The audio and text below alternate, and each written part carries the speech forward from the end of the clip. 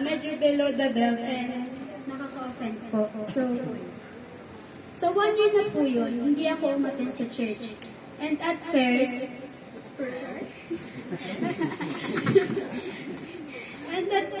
it felt so good. But as time goes by, nakaka-face ako ng mga problema I really can't handle alone.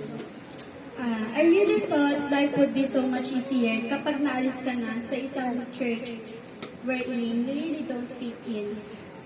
And I was really wrong. In year 2024 po, bumalik ako sa church namin. And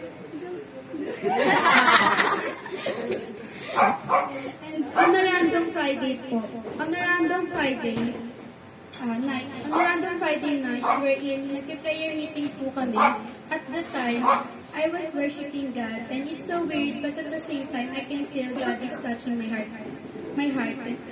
Kumbaga, yung time po kasi na yun, ang random niya kasi nung nag-worship po kay God, hindi ko talaga mapigilang umiyak.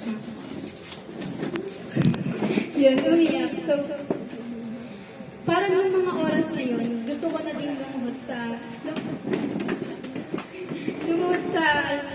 altar.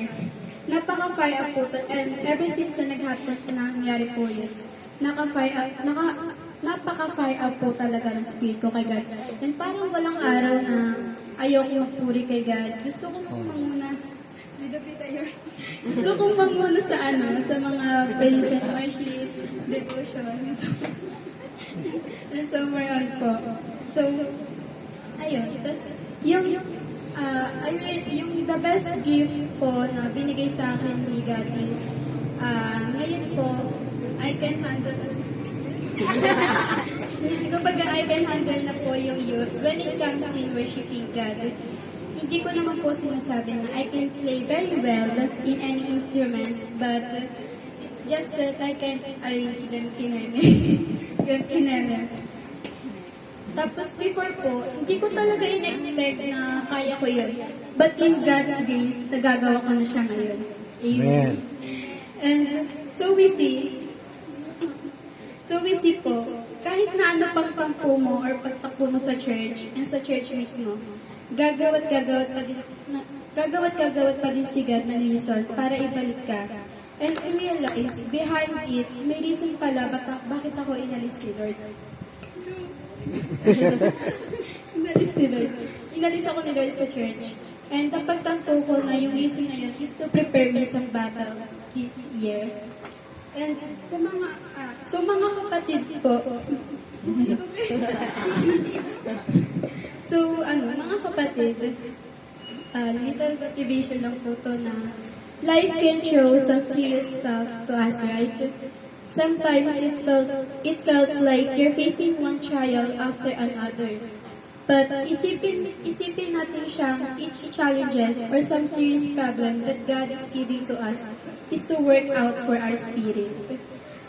It builds strength, resilience, and character. When things get tough, madali tayo na-overwhelmed. But that is the part where you would discover what you are truly capable of.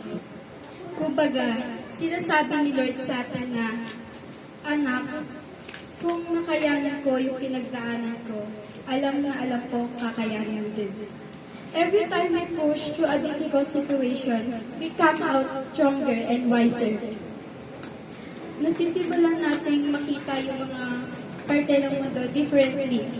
And you appreciate the good and the bad things even more.